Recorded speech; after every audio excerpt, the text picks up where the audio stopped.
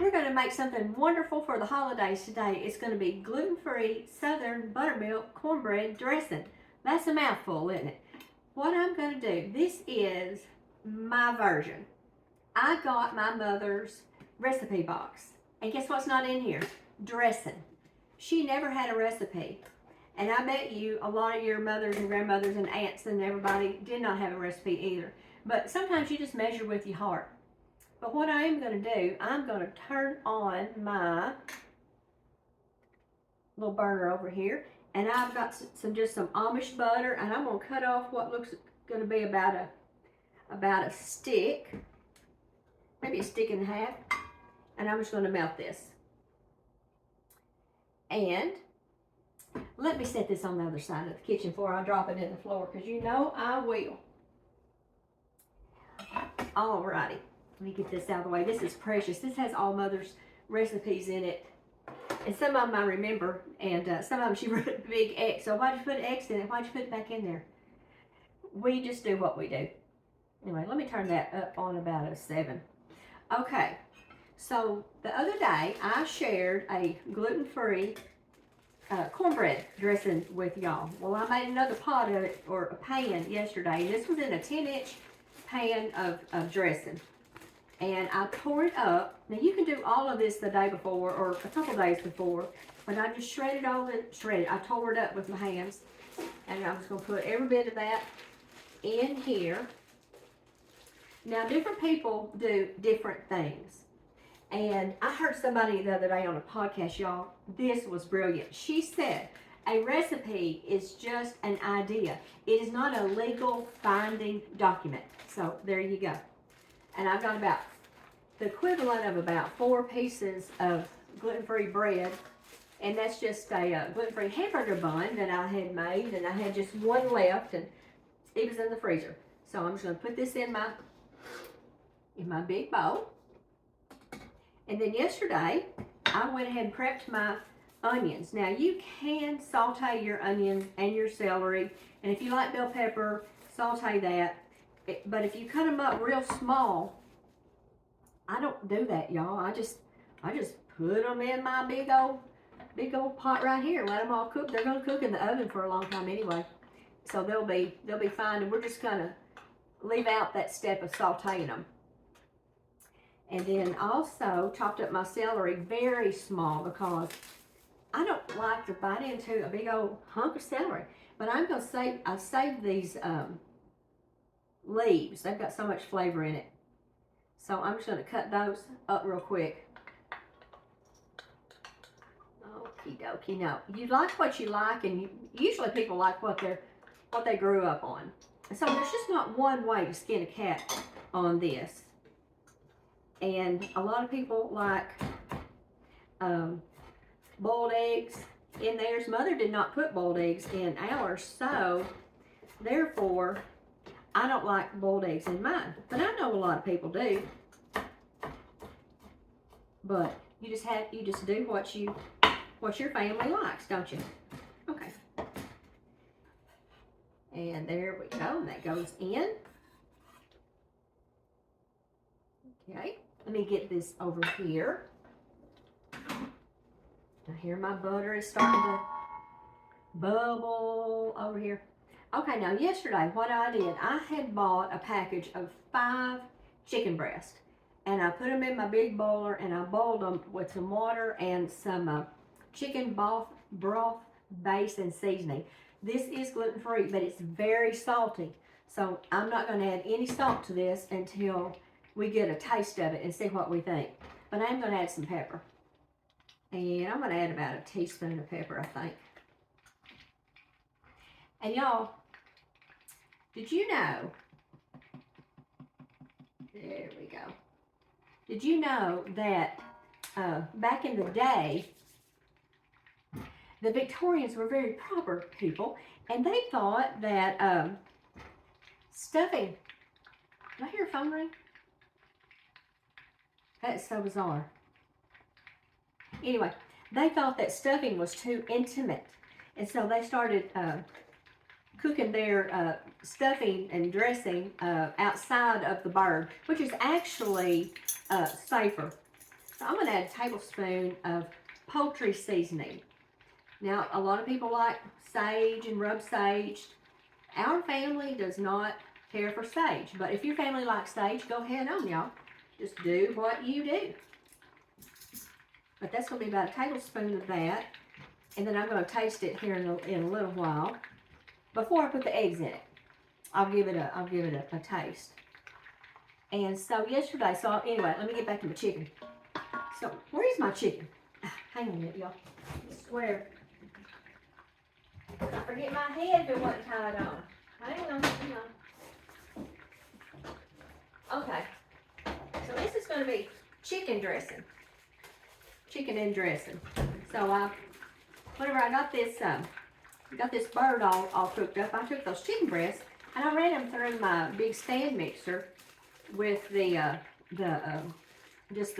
not the whisk or the batter, that other one. And it shreds it up very, very fine.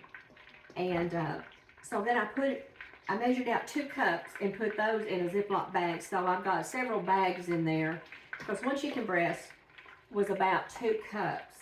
And so I'm ready now for whatever I need to make. So looks like our butter is melted. So I'm just going to go ahead and pour this butter in here.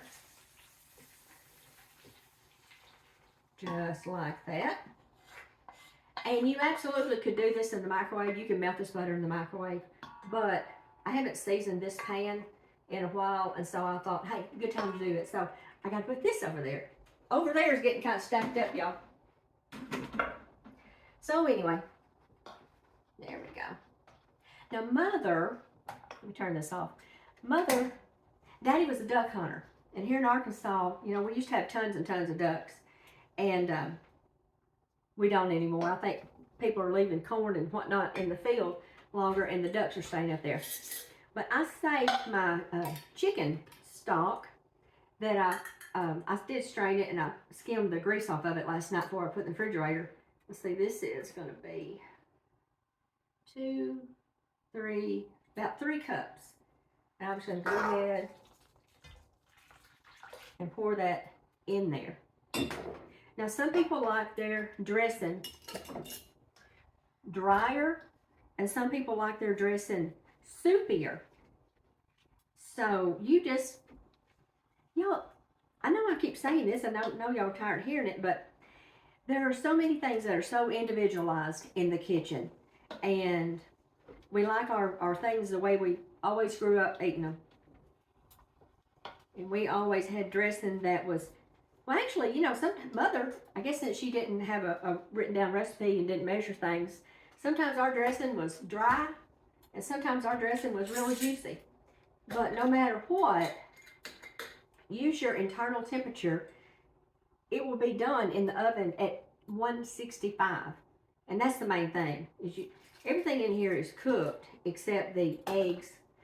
And you just want them to get good and done. Because you don't want anybody to get sick, do you?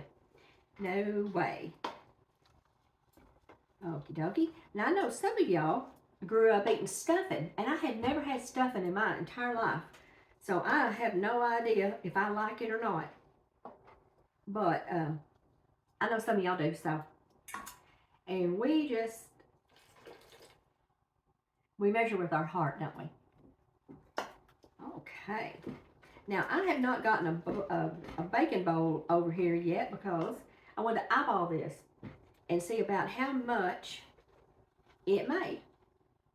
But I do have my oven setting on 375. And I'm going to put just a little bit more. I guess this is probably going to be about 4 cups I've used, give or take. You can use box salt. That's not right. Box. You know what I'm talking about, the store-bought stuff, or in the can. Mercy. It's early here still. But, alrighty. And the time change. I've been up since 4:30. I did not set the clock in the bedroom, and I thought it was 5:30, and I hit the floor running, and I know somebody's going to need a nap today. Alright. That's enough of the yakking. Alright, I'm going to go get my bowl that I'm going to put this in. And I'll be right back and I'll show you the, hey, wait a minute, wait a minute, wait a minute. We got to get a taste of this. Hang on a minute, y'all. Hang on, hang on.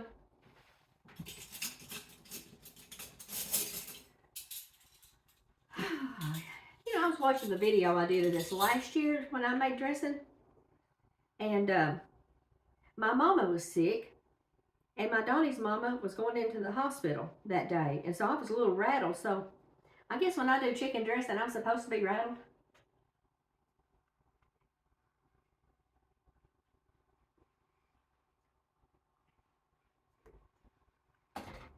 Okay. More poultry seasoning. Let's see how much we're going to finish up this. Okay, that looks about like, I'm going to add about half of that. That's probably another teaspoon there. Heck, we're going for gold. We're just going to put it all in there. Mix it all up. So I know a lot of y'all are experiencing change. If we've learned anything in the last 2 years, it's just that things change. And there's going to be a lot of empty chairs around the table in a lot of people's family this year. So just be mindful of that, y'all. Give people some grace. Give your own self some grace too. We all need it, don't we? We absolutely do. Alrighty. See what we think now.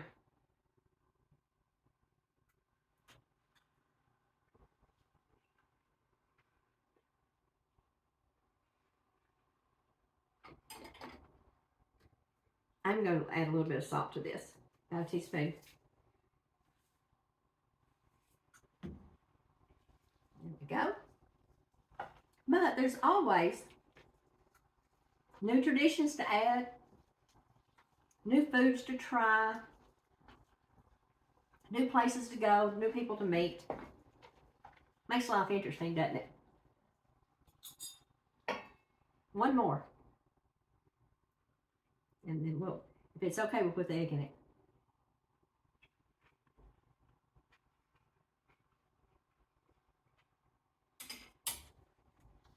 There we go. That is it. Now, I'm not going to add a recipe of exact measurements because, y'all, there are no exact measurements in this. Oop, there's an egg. There's an eggshell. Get that out of there. Okay.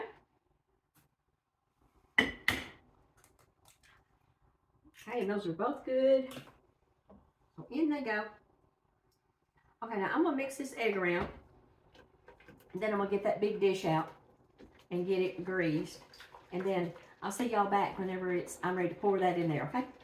Be back in a little bit. Okay, y'all. I've got my big dish. It's a lasagna pan. And the sides are straight.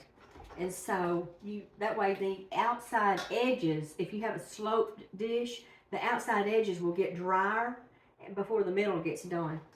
So I'm just going to pour this in here. Now at this point, you could absolutely pour this in a Ziploc bag or any kind of container, and you can freeze it. And then you can take it when y'all go to Mama's house. You can take it and take the dish that you're going to bake it in, take it to Mama's house and cook it there. Or you could freeze it and just leave it in the freezer. It'll stay in the freezer, a month or so, a couple months, in a raw form.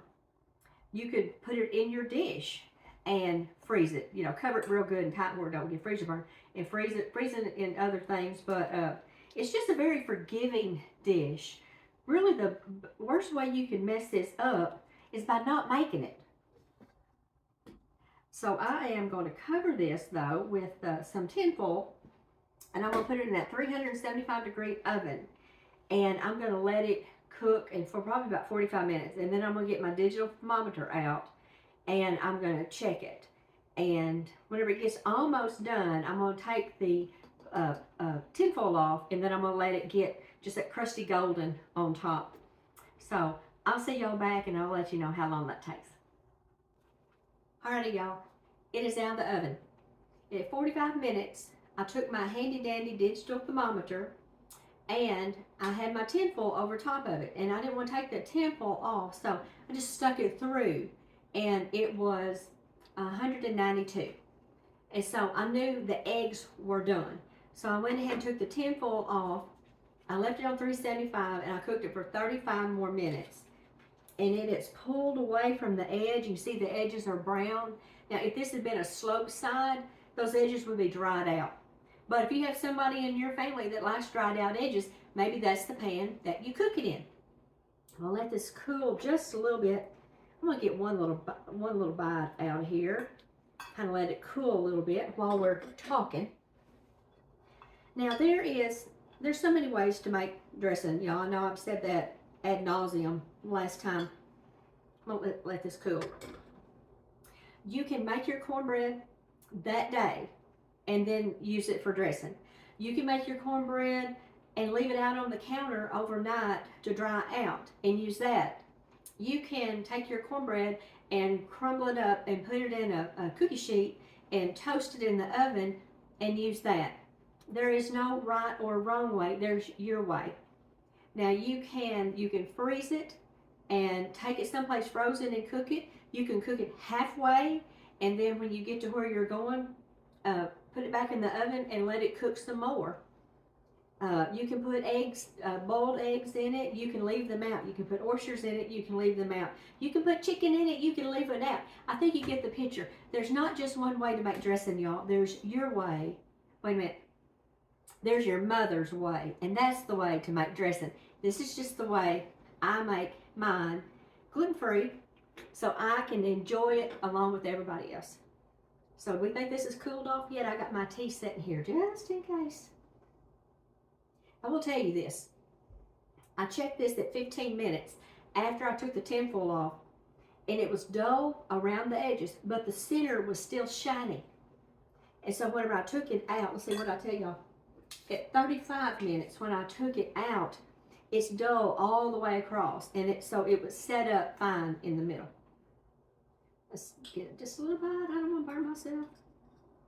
See what we think.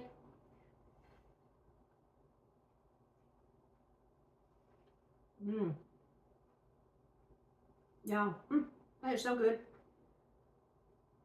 Now if I could just figure out how the Sam Hill, my mama made giblet gravy. That may be our next thing we have to figure it out. I got an inkling, I know how she did it, but anyway. If you make this, I hope you enjoy it. You can do all of this with just regular cornmeal products. It doesn't have to be gluten-free. There's nothing special about this other than I substituted things I can eat and it doesn't make me sick. So I hope you enjoy this, and I'll see you next time. I'm going to have a little snack. Let's see what time it is. 9:30 a.m. Guess what? Guess what I'm having for breakfast? Dressing. Y'all have a good day. Go do something fun. I'll see you next time.